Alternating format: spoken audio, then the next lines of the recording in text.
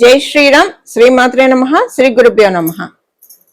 2026 సంవత్సరం మార్చి 3వ తారీఖు నుంచి 2026 సంవత్సరం మార్చి 18వ తారీఖు వరకు కూడా ద్వాదశ రాశుల వాళ్ళకి ద్వాదశ లగ్నాల వాళ్ళ ఫలితాలు, రాశి ఫలితాలు. ఈ పక్షం యొక్క ఫలితాలు తెలుసుకోవడానికి ముందుగా అసలు గోచారంలో గ్రహస్థితులు ఒక్కసారి మనం చూద్దాం. మిథున రాశిలో జీవకారకుడైన బృహస్పతి వక్రగతిలో సంచారం చేస్తూ ఉన్నారు. ఈ మార్చి 12వ తారీఖు నుంచి ఆయన వక్రత్వం నుంచి బయటకు వచ్చి వక్రత్యాగమై సవ్యగతిలోకి రానున్నారు.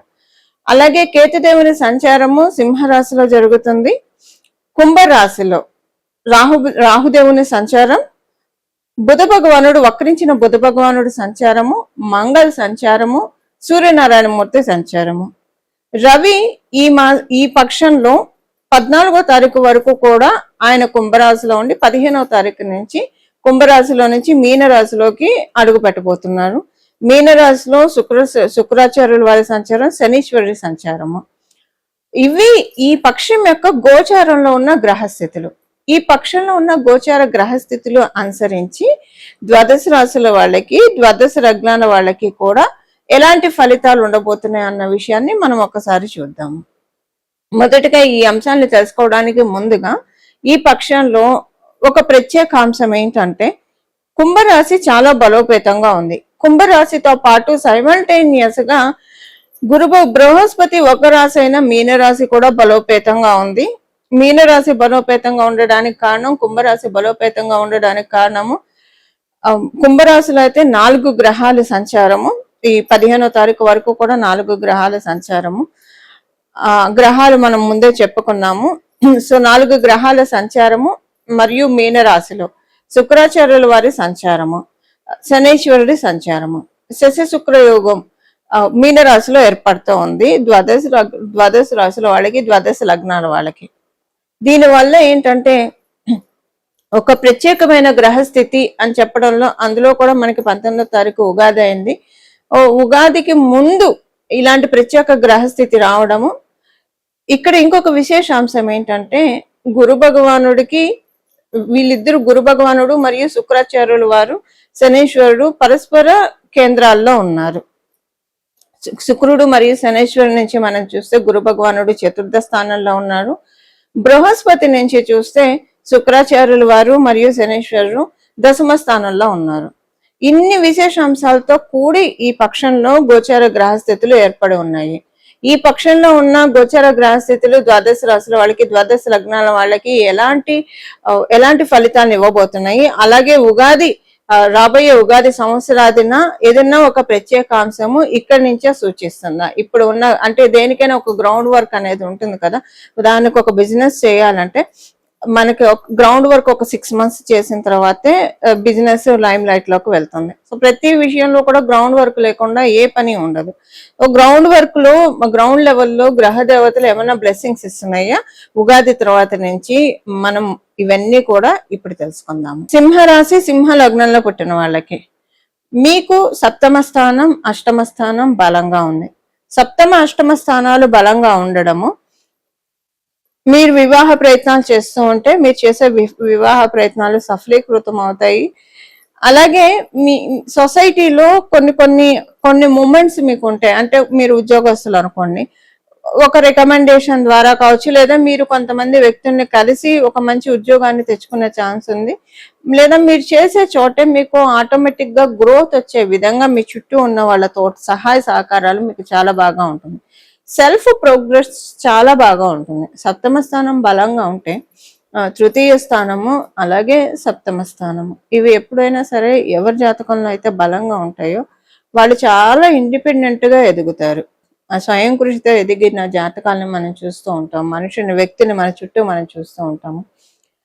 మేజర్ గా మిగతా క్యాలిక్యులేషన్స్ ఉన్న మనకి తృతీయ స్థానము, 7మ స్థానము ఎవరికైతే బలంగా ఉంటుందో వాళ్ళు లైఫ్ లో స్వయం కృషితో పైకొస్తారు. ఇప్పుడు ఈ వర్డ్ చాలా ఆప్ట్ గా ఉంటుంది. దీనికి మీరు స్వయం ప్రతిభతోటి, స్వయం కృషితోటి మీరు పైకొచ్చే విధంగా గ్రహ దేవతలు, గోచరాలు ఉన్న గ్రహ దేవతలు మిమ్మల్ని అందరినీ కూడా దీవిస్తూ ఉన్నాయి. విద్యార్థులందరికీ కూడా ఒక క్లారిటీ వస్తుంది.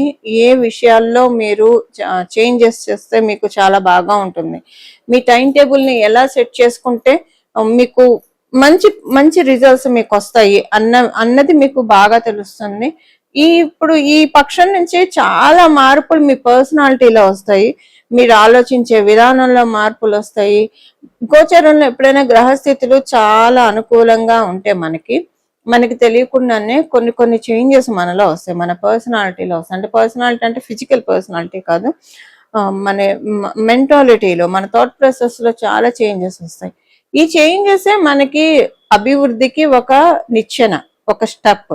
ఈ నిచ్చెన బంగారు నిచ్చెన అవ్వబోతోంది. నిచ్చెనలు ప్రతి ఒక్కళ్ళ జీవితంలో పడుతూ ఉంటాయి, అభివృద్ధికి నిచ్చెనలు. కానీ ఈ అభివృద్ధికి పడే నిచ్చెన బంగారు నిచ్చెన అయితే అదే ఇప్పుడు గోచారంలో ఉన్న గ్రహ దేవతలు కలగజేయబోతూ ఉన్నాయి. రాబోయే సంవత్సరం మనకి 19 ఉగాది అయింది, వచ్చే సంవత్సరం అంతా బాగా ఉండడానికి, బంగారు నిత్యంలో పయనం చేయడానికి ఇక్కడి నుంచే, ఈ పక్షం నుంచే గ్రహ దేవతలు చాలా ఫెన్సింగ్ చేస్తూ ఉన్నాయి. చాలా అంటే చాలా మంచి మార్పులు రాబోయే సంవత్సరంలో చూడబోతూ ఉన్నారు సింహరాశి, సింహ లగ్నంలో పుట్టిన వాళ్ళకి. అది మీకు ఎలా అర్థమవుతుంది, మీరు చూస్తారో లేదా, ఈ పక్షం అంతా బాగుంటే మీకు అర్థమవుతుంది.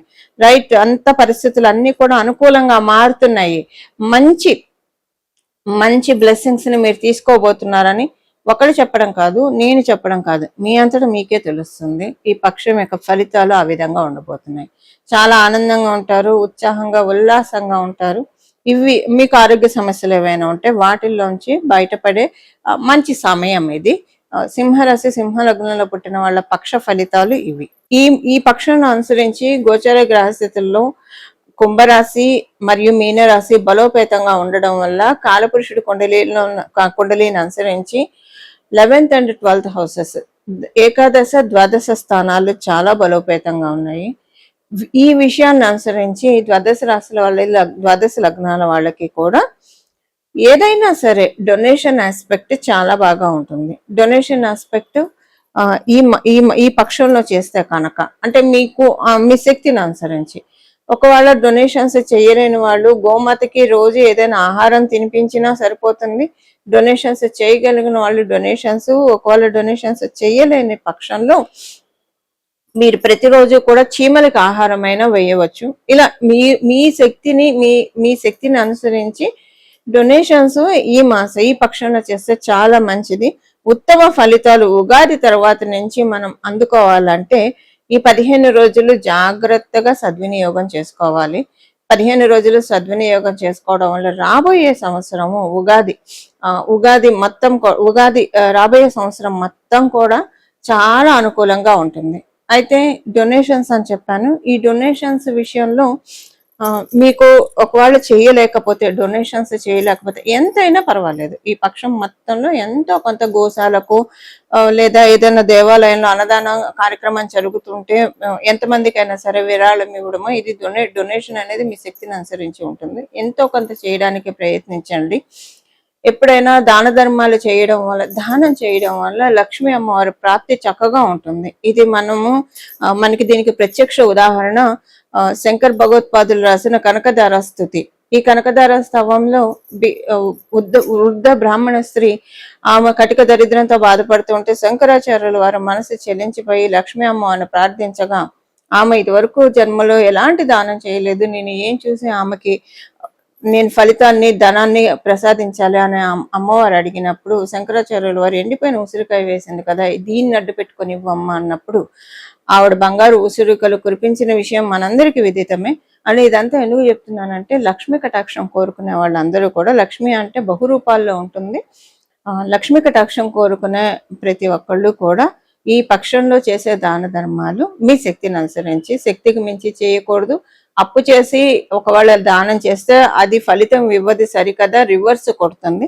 సో శక్తిని అనుసరించి దానం, లోభత్వం చూపించకుండా దానం చేయడం వల్ల వేద పాఠశాలలకి, కొంతమంది వాలంటరీ సర్వీసెస్ చేస్తూ ఉంటారు వాళ్ళ సంస్థ తరఫు నుంచి, ధర్మకార్యాలు చేస్తూ ఉంటారు.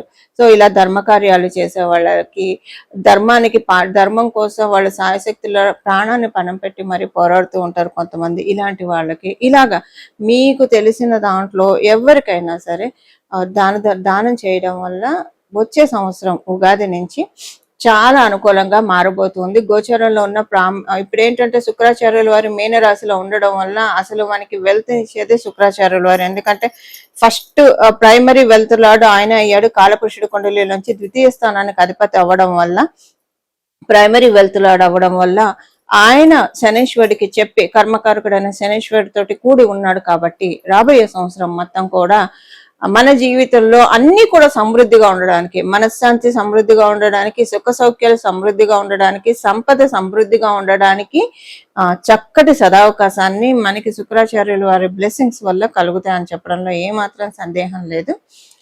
ఇలా మనం అందరం కూడా మన జీవితాన్ని సద్వినియోగం, మనకున్న ఈ రోజులు, ఈ పక్షం రోజుని సద్వినియోగం చేసి శ్రీలక్ష్మి అమ్మవారి యొక్క సంపూర్ణ కృపా కటాక్షానికి మనందరం పాత్రలం అవ్వాలని చెప్పి మనస్ఫూర్తిగా మనందరి తరఫు నుంచి కోరుకుంటూ మంగళం. నమో భగవతే వాసుదేవాయ.